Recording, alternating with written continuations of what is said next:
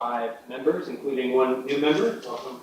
Nadia, do you care to say a few words to introduce yourself? I'm excited to be here as a Chattanooga native. To be part of this process is really inspiring and interesting to me, and just happy to serve. Thanks so much for being here. Members, I do believe you have a copy of the June 5th meeting minutes. I will at this time entertain any discussion about those or a motion to approve. Make a motion to approve. Is there a second? Second. All in favor of approving the minutes as rendered, say aye. Aye. Any opposed, nay? Motion carries.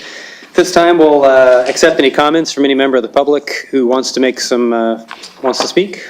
Do we have anybody? Seeing none, hey Patrick. We will move to item 5, presentation by Weston Porter of HHM, the VW audit report for fiscal year 2022. Good morning. Morning.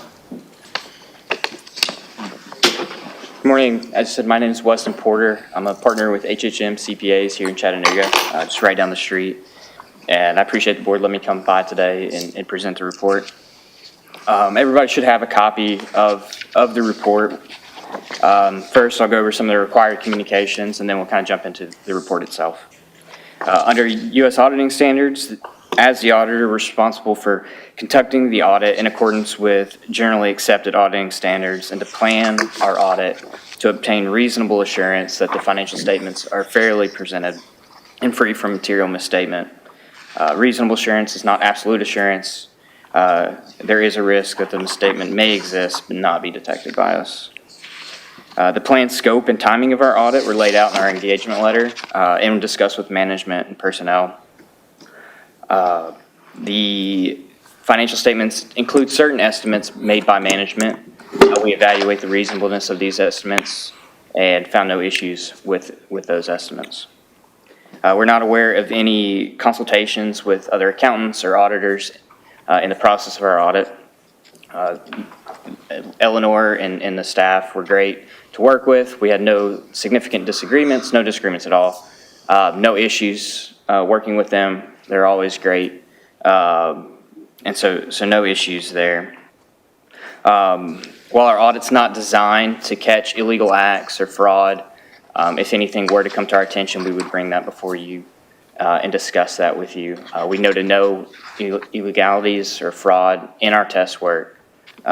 We did not come across anything that would give us pause or consideration for that. So moving into the report itself, pages 1 through 3 of the financial statements are our report on the financial statements. The second paragraph notes our opinion. It's a clean opinion, an unmodified opinion. That's what we're all strive for. Eleanor does a great job working through the financials and presenting those to us in a way that limits the work that we have to do as far as adjustments. We made no adjustments this year on the financial statements. And so it is a clean report, a clean opinion. The next few pages, pages 4 through 9, are management's discussion and analysis over the financial statements. This provides a little context, a little color on the financial statements from management's viewpoint. It gives them a little more detail than you might normally get from just looking at the report. Page 10 and 11 is the statement of net position. This is the balance sheet for the board. It's broken into current assets and current assets and non-current assets on page 10. While your current assets are primarily composed of cash and cash equivalents, while your non-current assets primarily are made up of those leased assets that you see. Total assets were $442 million, which is roughly the same as it was last year. Very little change when you look at it year over year. Page 11 goes through the current liabilities. There are no non-current liabilities. Current liabilities are $904,000 versus $912,000 from last year. So again, very little change when you look at it year over year. One thing that we look at as far as a benchmark for kind of health of the board is the current ratio. When we look at current assets to current liabilities, the benchmark we like to kind of look at is that 1.5 to 3. Right now, the board is at 2.9, so on the high end of that benchmark. So it allows us to feel comfortable that the board is in a good financial health. So, and that's up a little bit over last year. I believe last year was around 2.8. So, steady health. Page 12 is a statement of revenues, expenses, and change in net position. Total revenues around 1.8 million, with total expenses at 1.7. Operating income was around $41,000 with a few capital contributions. Net change in net position was 65,000. So very little change from year to year looking at last year, with an ending net position of 441 million. Page 13 kind of takes the numbers we just looked at and breaks it down into a cash flow. Kind of looks at where cash is going from an operating, financing, and investing standpoint and breaks that down here. And then pages 14 through 22 are our notes to the financial statements. They break out some of the policies that are adopted by the board. It adds a little more detail to some of the numbers that are presented in the financial statements. It gives a little more, like the management discussion analysis, a little more color onto the numbers. And then moving past that, pages 23 through 27 are the combining program schedules. So under the board, we have the different buckets that you operate within. The numbers in the front are totals. These schedules here break it out by those buckets to allow you to see a little more information if you wanted to within those different columns. All in all, the audit went well. We didn't have any disagreements, no major issues with the accounting staff or management working through this. They're always very helpful working through some of the issues we may run across, whether it be the reporting or just kind of working through some of the notes and the management's discussion and analysis, working with us on that. So we appreciate their help and their willingness to work with us on that. They do a great job, and we just appreciate getting to be here and work with you guys.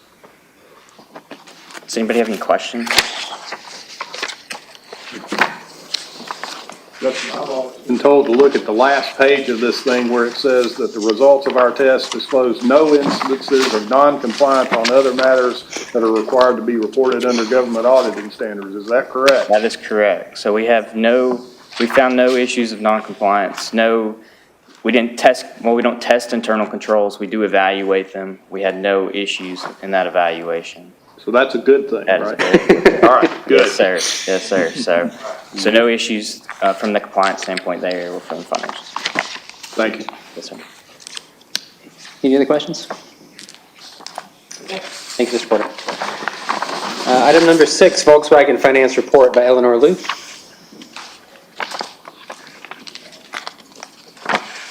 Good morning, members of the board. Congratulations on the new officers of the board. I'm Eleanor with City of Chattanooga Finance Department, and I'm here to update the board on 3 separate financial reports. The first one is the long one, the VW funding progress summary. This is the top page. That's a simplified version. We have not issued any payment since February. So the percent spent, encumbered, and the contingency is still at 89.42%. Actually, for this whole fiscal year, we have no transactions yet. Okay, the next report, which is like 13 pages down, the heading of the report is called ECD Program Summary. I'm sorry, what page? The VW reports 13 pages. So 13 pages down, you're going to run into this EBS cloud since inception, ECD program summary. That's the report I break down to each of the programs ECD runs for the IDB board. The dollar amount that you are interested to see is the one under the heading NR14. That $1,625,452 That is the undesignated amount available for board to spend. The other columns with the cash balance on there, these are all designated for that specific purposes. Okay, move on to the next page, the last report, I need update. This has to do with a TIF. You're gonna see 6 TIF columns on there. So far, only have 3 TIF that we actively receiving the tax payments and then turn over to the developers, which is Black Creek, MLK, and the East Chattanooga Rising. For fiscal year 2023, we have received and turned over the dollar amount to the developers. The last 3 columns are the TIFs that either we have not received tax payments or we have not been, IDB has not entered into agreement yet. Do you have any questions for me? No? Eleanor, on the Yes. total payments to the developer, are these to date on these? I'm just trying Yes, to it make- is. Okay, just trying to make sure. So that would include any prior payments that have been made to Yes. Black Creek or MLK or Right. East Chattanooga Rising? Right, that's why I put under in the parentheses, since inceptions. Okay. And I guess it depends on the amount of the TIF as to how close they are to getting paid off, correct? Yes, of course, my report does not capture the tax payments, especially for the MLK or and the Black Creek. Right. Yeah, but the TIFs themselves are for a specific amount of money, correct? Correct. Okay. All right. Thank you. Okay.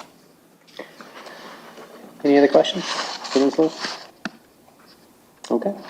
Thank you very much. On the resolutions portion of our agenda, we've got 3 items. The first 2 pertain to some wastewater equalization capacity in various parts of our community, and the third one regards a pilot expiration. Do I have someone to present on items A and B? Good morning. Justin Steinman, Director of Administration for the Wastewater Department, and I know several of you. And I'm just happy to answer any questions about this or to just provide a brief explanation if you all have any questions. Why don't you just tell us briefly what these encapsulate? Sure. So you may remember in the last few months, we actually came to the board with a lease agreement to allow us to proceed with design build for this project. That design build is the only way under state law that we can proceed with design build is if the IDB is the owner of this project while it is underway. So we've run into some title and access issues on one of the 4 parcels that are part of this project. And so and because of that, we can't issue a notice to proceed under the current lease structure. So because we are under a little bit of a time crunch, because this has WIFIA funding from the EPA and there are deadlines for expenditure of those funds, we are reworking the leases. We're essentially requesting that you rescind the prior lease, pass a new lease between the city and IDB for the 3 sites that the city controls, and then a new lease between the Hamilton County Water and Wastewater Treatment Authority and the IDB for the site that is, we call it the West Chickamauga site.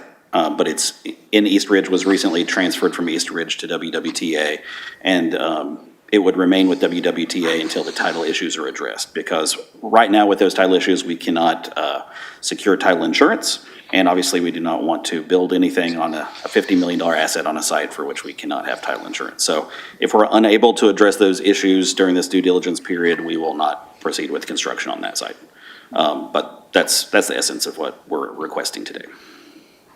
And Justin, that's the 6,000 Corneliuson Road. Yes, sir. Address, and it's a specific tax map number that's referenced in the resolution, correct? Yes, sir. Okay. And we are going through a process with TDOT right now to get their feedback on addressing those access issues. In the unlikely event you can't move forward, what happens to our lease with WWTA?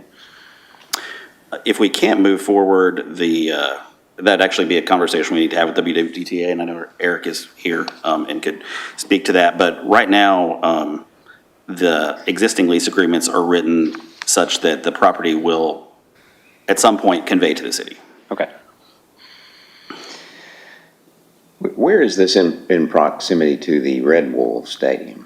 If you were coming up, it's actually directly north of like the Top Golf area. Okay. And so it's east of I-7, well, I guess, east of 75 and also south of 75. Okay. In that interchange, the South Chick Greenway, where it crosses under 75, is the eastern boundary. Okay. So just to recap, passing these two items will enter us into 4 different lease agreements, three with the city and 1 with WWTA, that allow you to keep. Or really, I really guess just 2, because Okay. there will be a single one governing those Okay. 3. And then there is one other provision in here that, once the title issues are addressed, that would allow the existing WWTA IDB lease to terminate and the 6,000 Cornelius Road to immediately become part of the other lease, so that Okay. we don't have to come back for another round Okay. of votes. Okay. I'm going to go ahead and read Resolution A, and then if there's any more discussion that needs to happen on it, we can do that, or I'll entertain a motion to pass. Resolution A, resolution authorizing the Industrial Development Board Chair or Vice Chair to enter into a lease agreement with the Hamilton County Water and Wastewater Treatment Authority in substantially the form attached for the design and construction of the city's proposed wet weather equalization station at 6,000 Corneliuson Road, identified as tax map number 169DA001.02. Is there a motion to approve? Make a motion to approve. All in favor, say aye. Aye. Any opposed? Motion carries. Resolution B, a resolution authorizing the Industrial Development Board Chair or Vice Chair to enter into a lease agreement with the City of Chattanooga in substantially the form attached for the design and construction of the city's proposed wet weather equalization stations to be located at 220 Corneliuson Road, identified as a portion of tax map number 157MA009.03, and 7148 Lee Highway, identified as tax map numbers 139PC008.01 and 138MC002.01 for a term of 6 years for an annual amount of $1, subject to the final closing, and authorizing the lease agreement of the wet weather station at 6,000 Corneliuson Road, identified as tax map number 169DA001.02 upon its conveyance to the City of Chattanooga, and rescinding the resolution authorizing the lease for the sites adopted April 17, 2023. Is there a motion to approve? Motion to approve. Is there a second? Second. All in favor, say aye. Aye. Any opposed? Motion carries. Thank you, Mr. Steinman.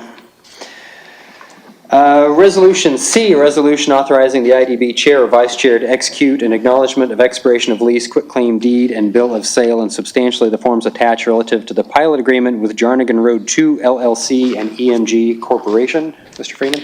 Yes, good morning, members of the board. Welcome to our new member, Jermaine Freeman, Interim Chief of Staff to Mayor Tim Kelly and Director of Economic Development.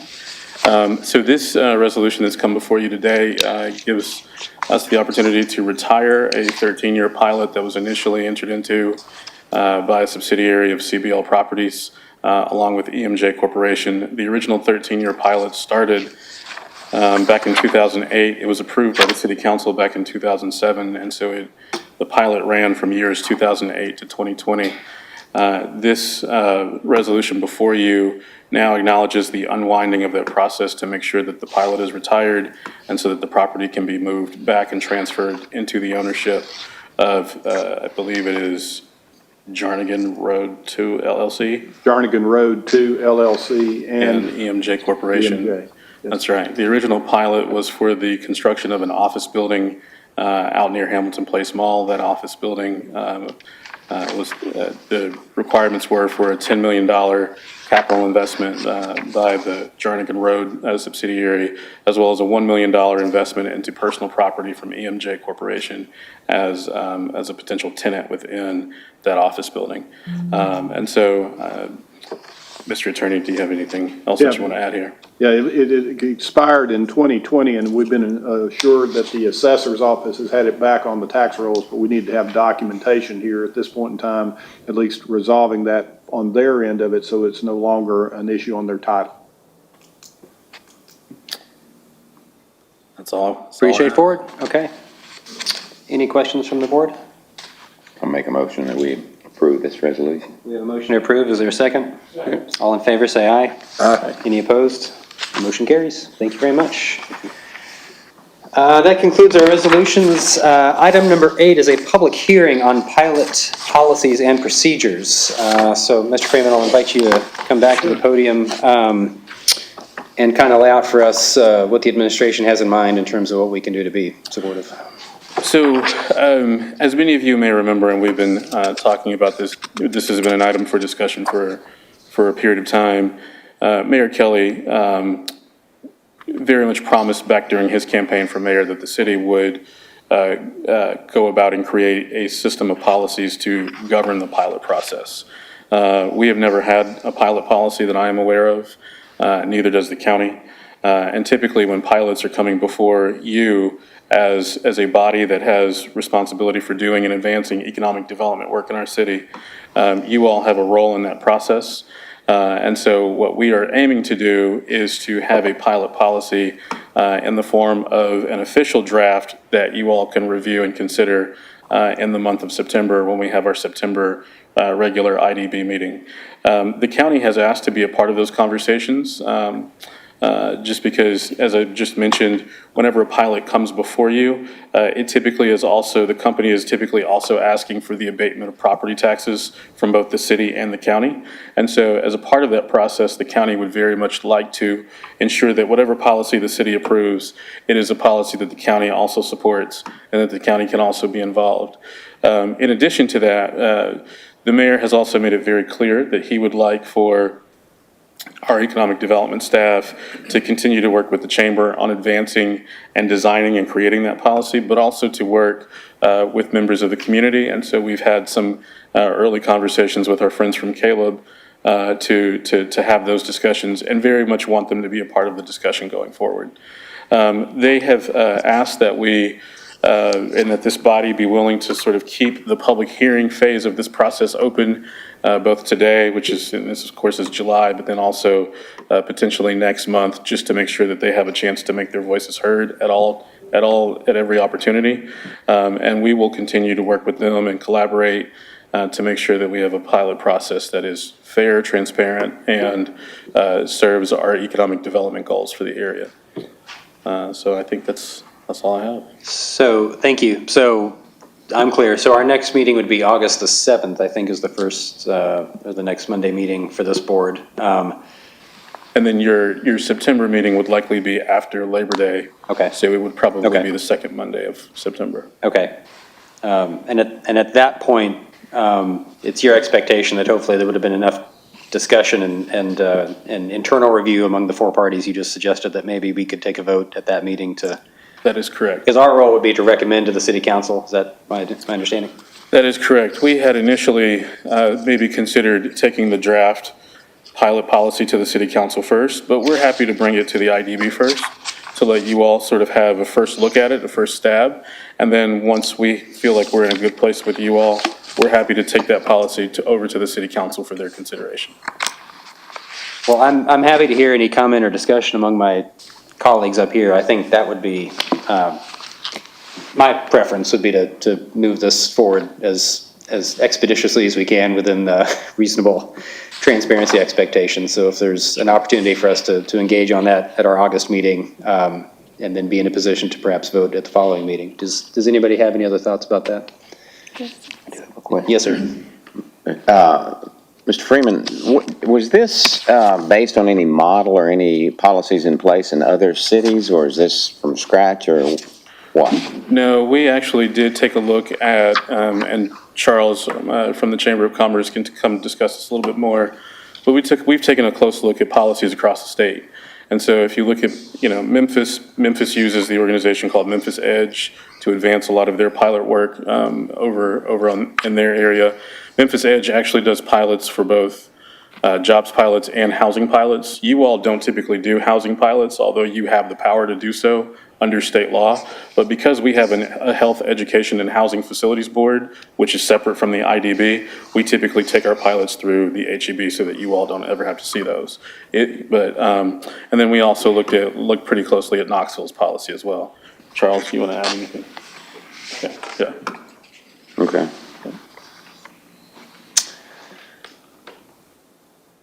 Okay.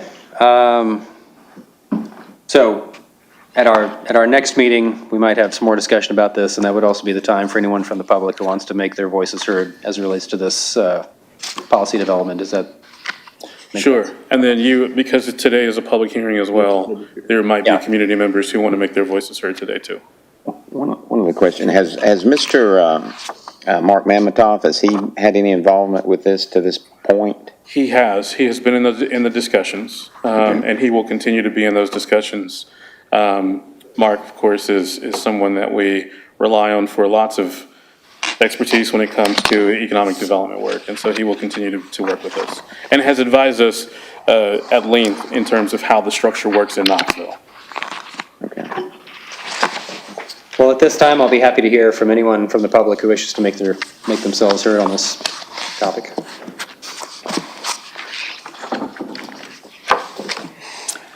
Good morning, Board. My name is Helen Vern Sharp, representing Accountability for Taxpayer Money.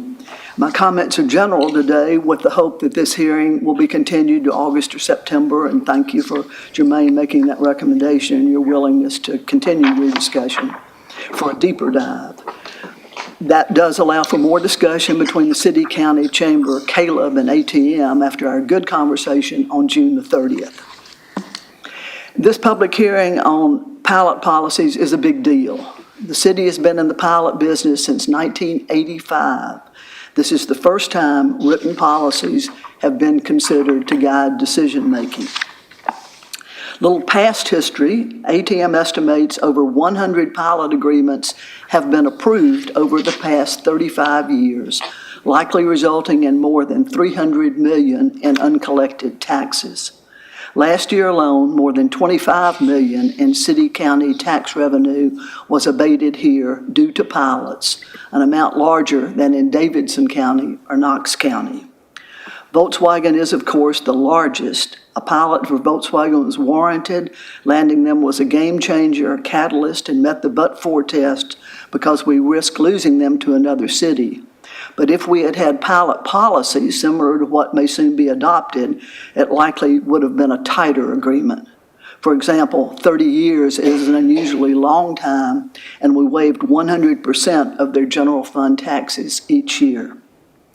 When I founded ATM about 10 years ago, I learned that proposing reasonable policies for pilots and TIFs was an issue that resonated across the political spectrum.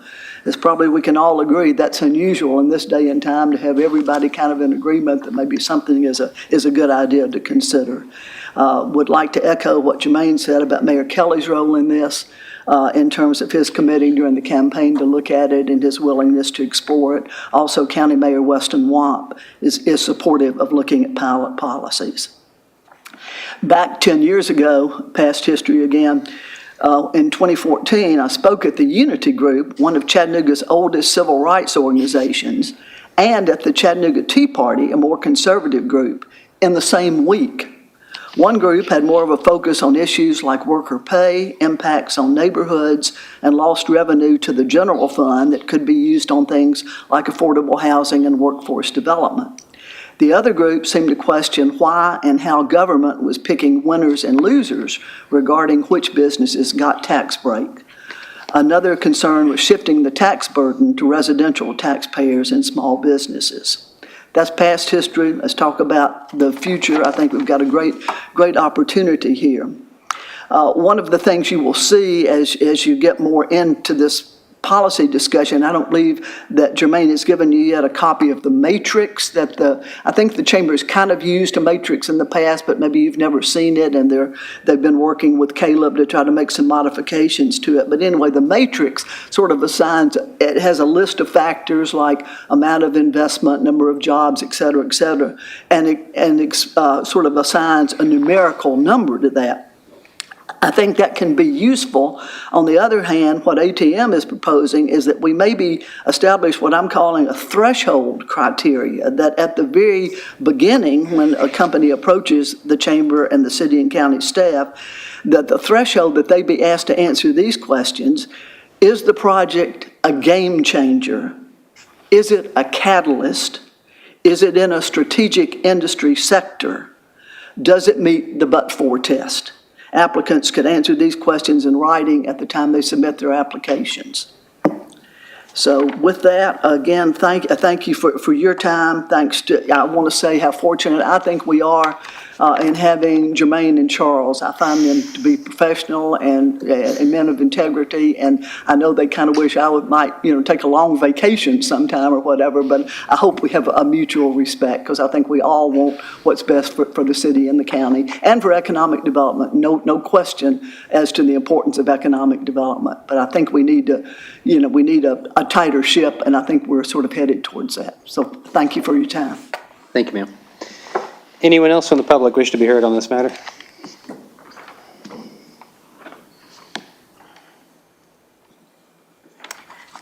Janice Gooden, representing Caleb. I don't have any comments about the policy itself, but I do want to make a statement that we are making progress, in our discussions. So I just want to have you to consider deferring this process. Okay, thank you very much. Anyone else?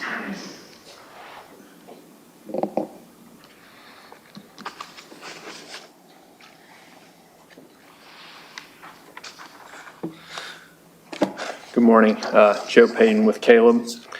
And I'd like to read a couple quotes. As I think others have said, we've had some productive discussions, and also look forward to continuing those with the chamber and the city. I appreciate their efforts to include our perspective on that. And I have a copy of this, so I'd be glad to give you all a copy when I go. But as part of learning a bit more about this particular economic tool, I tried to collect a few of the different sources that are out there, and by no means does this give everything that's out there. There's quite a lot, but just a few of these that I pulled some quotes from, I thought were useful and maybe helpful to you as you're going about thinking about what you would want to see in a policy that's going to, affect the economic development that occurs in the city. So I think just of the main ones, let me just read a couple. So one is quoted from the Government Finance Officers Association. And there's been a lot of work done for a while on this, but this one says, providing a thorough and rigorous analysis of each project is critical. Responsible use of public funding requires that projects funded provide a suitable return for the jurisdiction, are consistent with the overall community goals and priorities, and require that investments are made in a transparent manner with full understanding of all short and long-term costs and benefits. So that's the Government Finance Officers Association back in 2014. And the other one I guess I'd point to on this is the Brookings Institution did a study. And in their executive summary, they noted this. It says, economic development leaders should ensure incentive policies align with broader economic objectives, embrace public transparency and rigorous evaluation, and only target firms that advance broad-based opportunity. While not a full analysis of economic impact, our findings offer some implications for economic development incentives policy and practice. First, policymakers should ensure incentives reflect local and regional economic objectives. This census of incentives provides one guide for how cities can situate their incentive practices within 4 principles of inclusive economic development. Second, localities must commit to making incentives information publicly transparent and then rigorously evaluate their impact on firm outcomes to determine what works. Finally, clearer criteria and more effective targeting should reserve incentives only for those firms that will advance broad-based opportunity, either by incentivizing opportunity-rich firms and industries, incentivizing firms to provide workers more opportunity, or by addressing place-based disparities in opportunity. Anyway, so there you go. Lots of things to think about, and also some additional sources there, which I didn't quote. But shall I leave this with you now? Do you or want to shall- give that to Maria? She'll make sure it gets into the official Okay, record. great. So Okay. thank you very much. Thank and you. Thank you to the city. Thank you, sir. Anyone else from the public wish to be heard on pilot policies in draft form?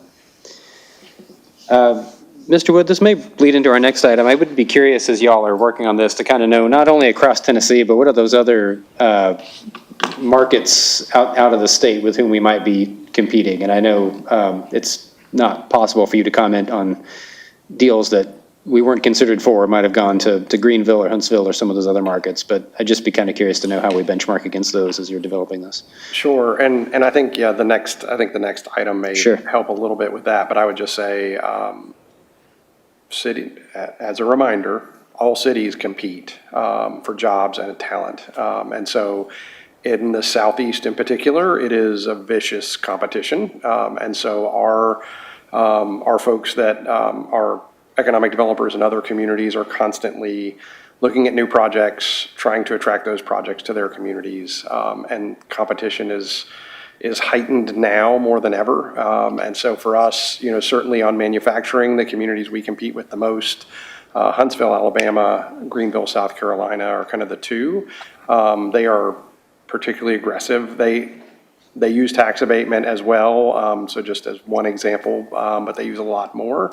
An example of a project that's going to pass the statute of limitations on my non-disclosure agreement for the project is a company that's a competitor for Komatsu called Kobelco. That company went to outside of Greenville, South Carolina.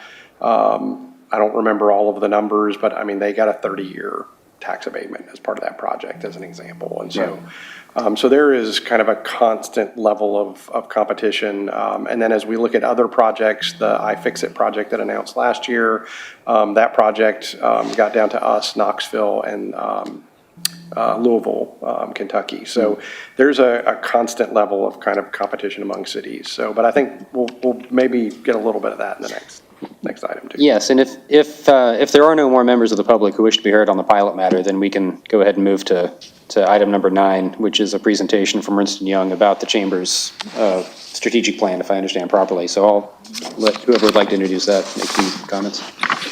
Well, I'll make a few brief comments, and then I'll let Charles come back up. One of the things that we wanted really for the Industrial Development Board and for you all to really be able to connect the dots on is understanding that as a body that has responsibility for advancing the economic development interest and workforce development interest of the city, we wanted to make sure that you all could connect the dots on the city's overall economic development strategy and to understand why we bring certain projects before you, why we pursue certain opportunities for economic development, so that when we talk about pilots or when we talk about TIFs or we talk about any other sort of, or small business grants, you all would have more of a global view as to why we pursue these things and why these initiatives are important to the administration. And so what we wanted to do was to bring in the Chamber of Commerce, of which Charles Wood is the CEO. And so for those of you who don't understand, that both the city and the county provide an annual appropriation to the Chamber of Commerce to advance some of our economic development interest. And then as part of that process, the Chamber is working very closely with a firm called Ernst & Young to create a strategy for how we do and pursue economic development over the next several years. And so we wanted to have a chance for you all as IDB members, because of the importance that you play in the economic development conversation, to understand what that strategy was, and so that you all would have a chance to see and ask questions and learn about that strategy. So with that, I'll turn it over to Charles. And my hope is that Tony DeLisi is kind of getting connected as we speak with Ernst & Young, because he's the smart guy in the virtual room, if you will. So I'll just say a couple things. So first of all, we worked with Tony and his team, that is in Ernst & Young.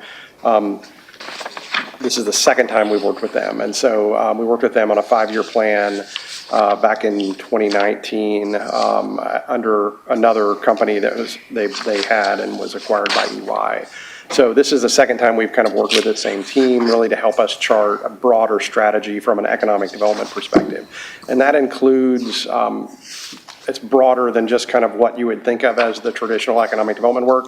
That is certainly part of it. And so if you think about recruiting a company like iFixit or Volkswagen, yes, that's in there, but it also stretches beyond that to include work around talent development, workforce development, around entrepreneurship, innovation, and technology as well. So there's a number of pieces in that, and I won't steal Tony's thunder as this kind of gets fully fleshed out and he talks through. And this will be pretty quick. The plan itself is lots of pages, and so this will be a very high-level overview for that.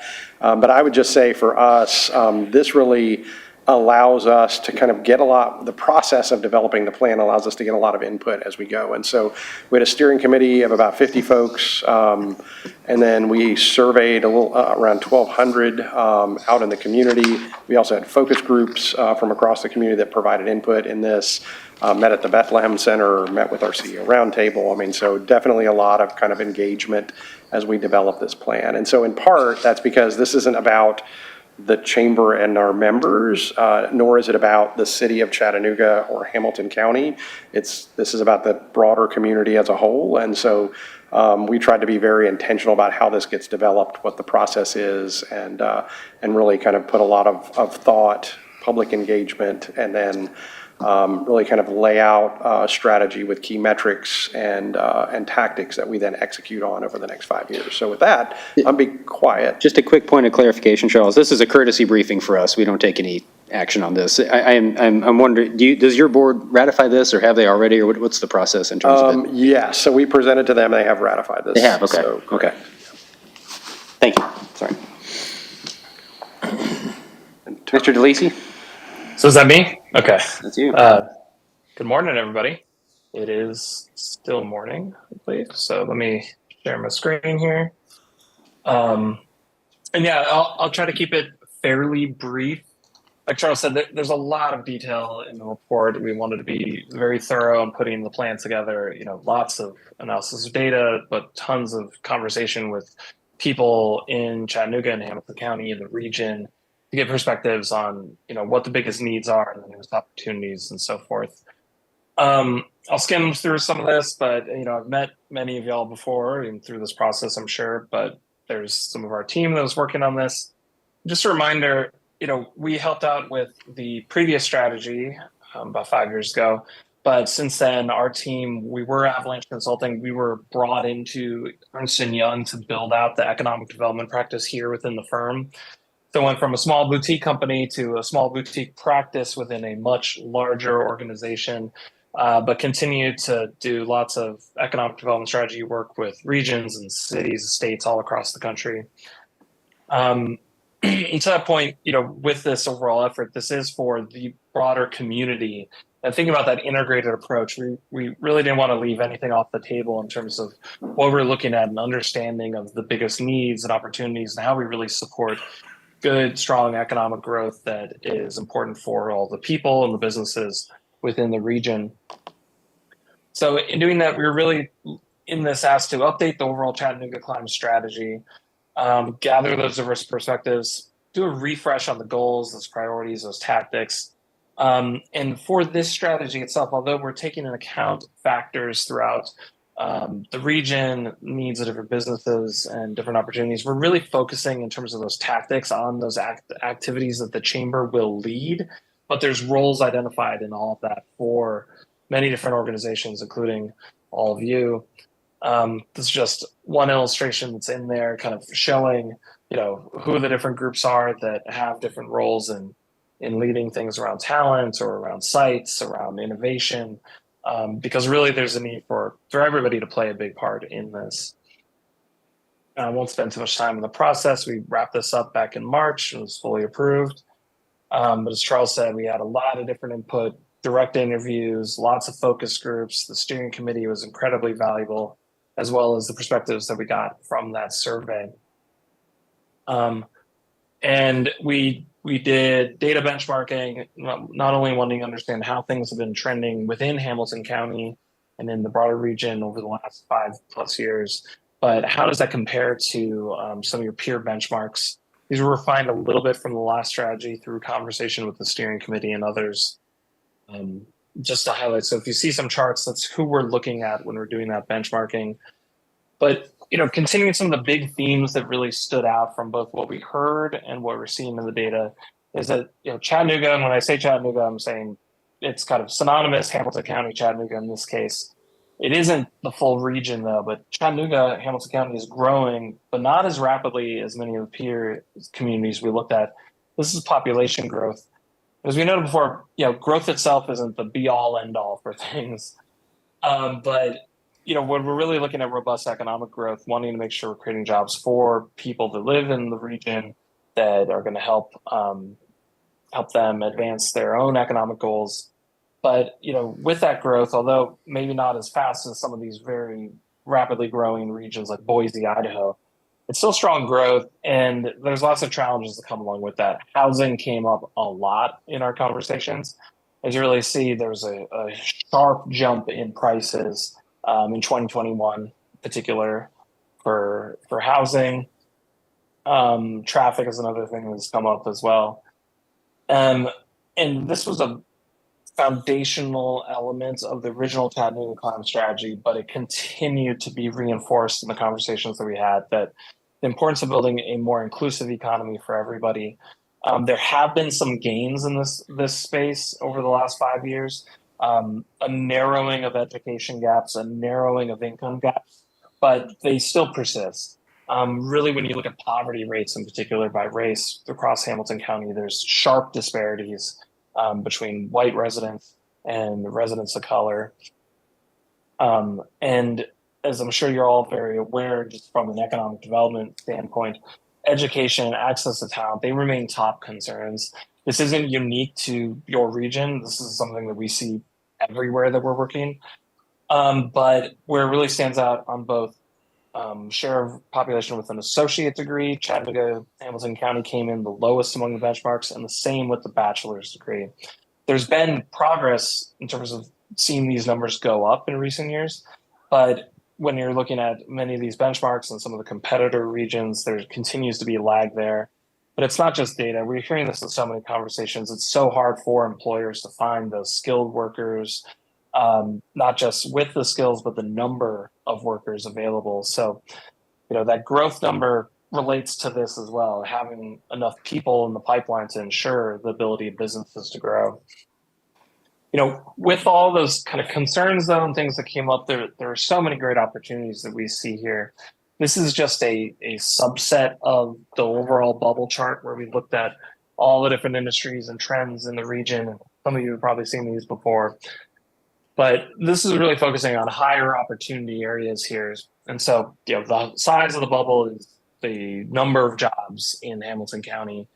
The location on the x-axis is how fast it's been growing over the last 5 years. And admittedly, this is now a little dated. We could update this to 2022, but and then the y-axis, the height, is how concentrated it is. And so, tremendous strengths in automotive. Not surprisingly, there are freight services, consumer goods manufacturing, finance is growing very rapidly. As long with healthcare, we see these emerging clusters in research, software, IT, biomedical, other areas that are really fast growing. So it's kind of that combination of this more advanced manufacturing and freight is really standout areas in the region, but really great to see that fast growth in emerging high wage sectors like research, software, IT, professional services, and others. So there's lots here to support and encourage with that target industry development efforts.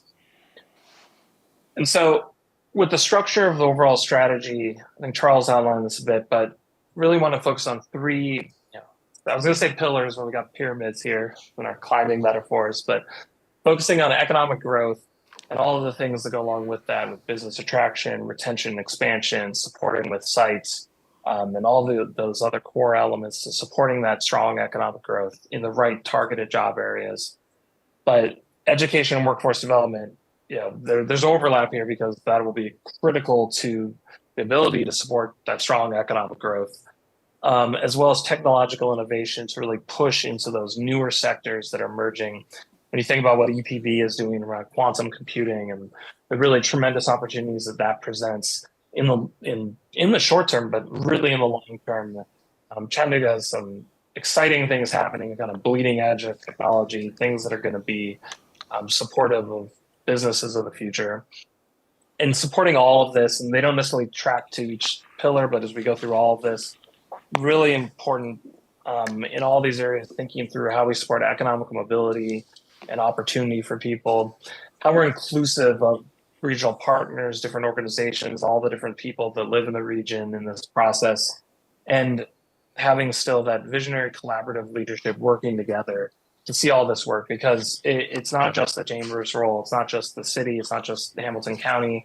There's really important parts for everybody to play in this, from higher education, the regional partner organizations, and so many more.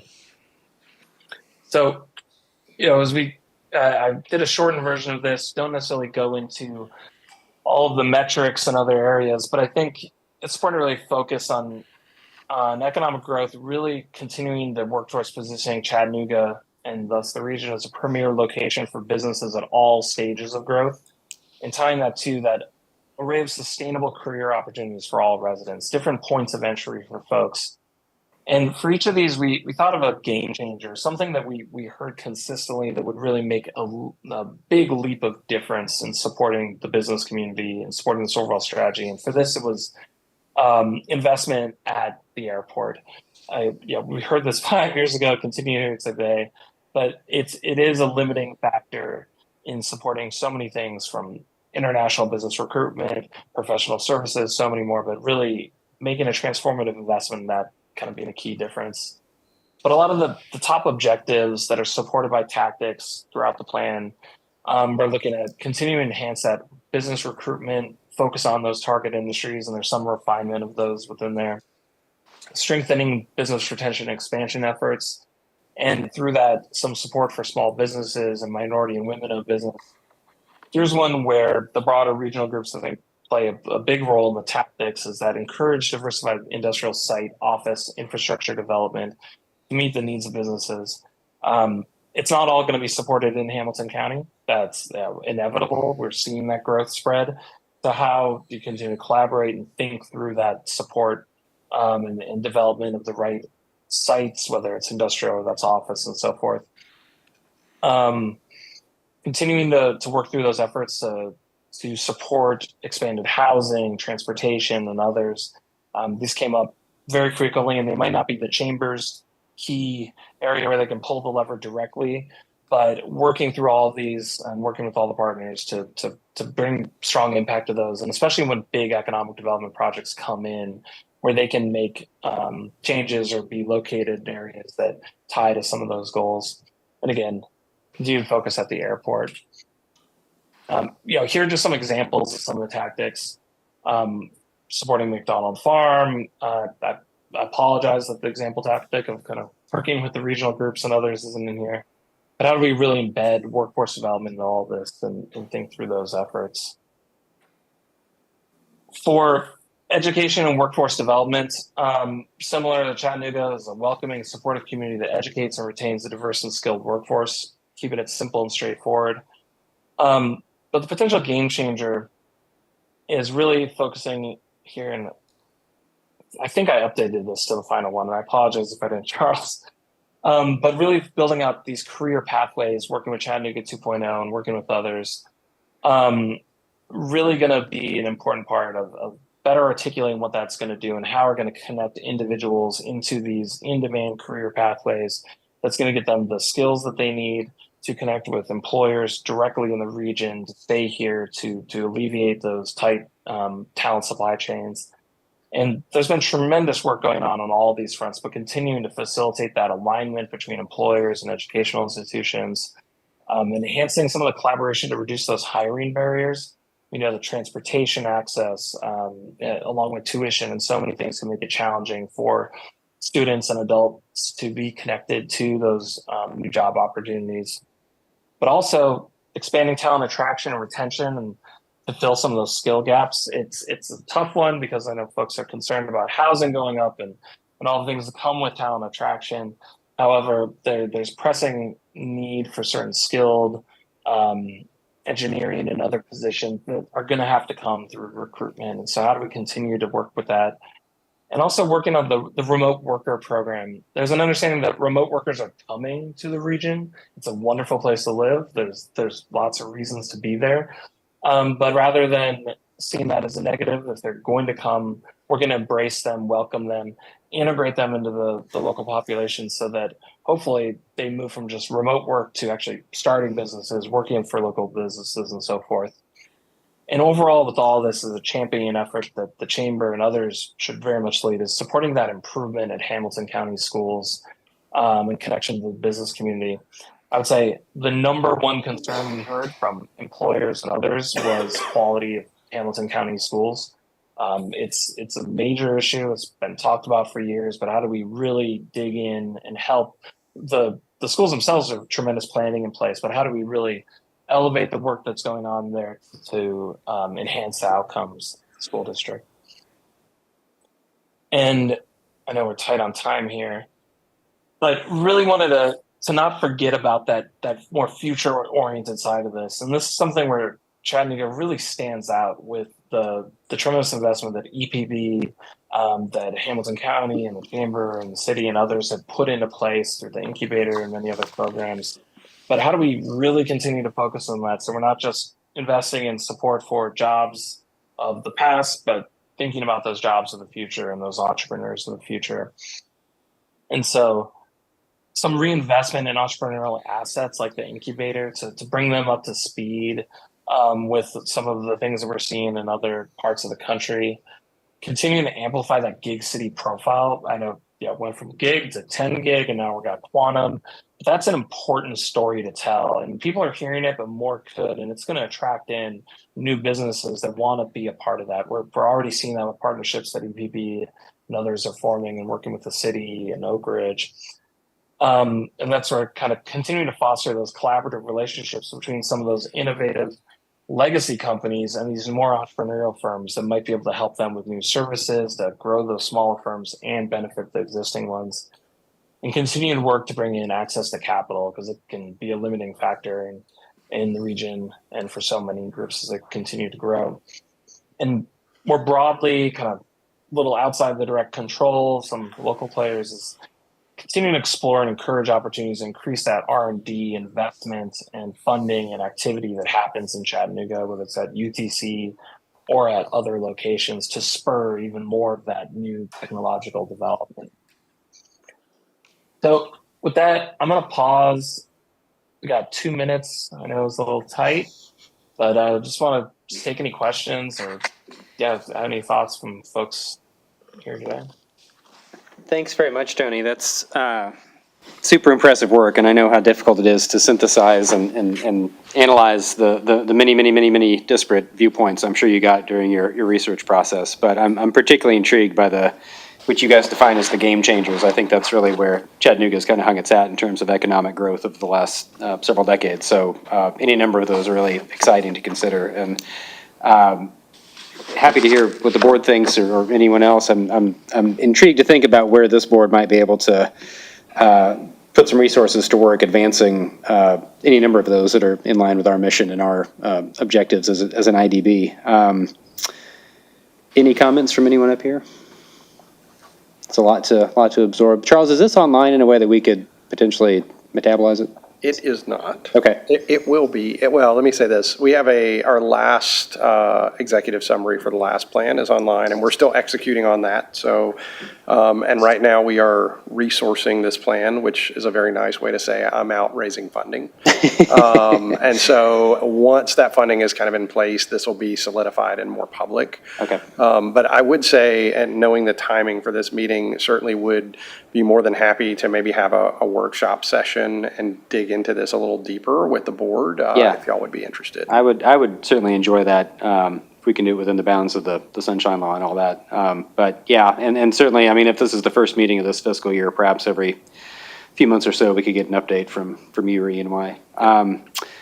Yes, Tony, thank you very much. I think we'll go ahead and let you go, since we're getting close to time, and I know I've got some members who need to depart. I was advised by my attorney that we need to actually consider a motion to continue the pilot policies and procedures hearing another month to our August 7th meeting. So I will be glad to hear a motion to do that, if anyone would care to make one.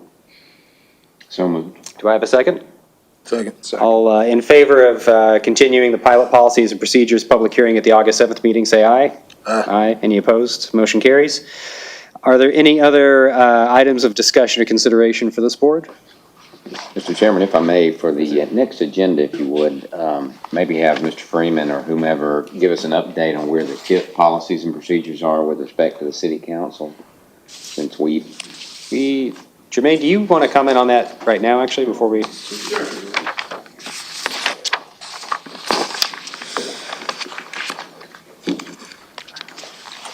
Thanks, Charles. Thank you for the question. The TIF policies were adopted by the city council. They are in effect. When were they adopted? I don't remember the exact date. Were they adopted in the format that we passed? Yes, Okay. the city council did not make any changes. Okay. Yeah. Thank you. Great work. Easy enough. Thanks. Yes, sir. All right. If there's nothing else, I'll hear a motion to adjourn. We stand adjourned. Easy. An hour. Almost got us out. Thank you.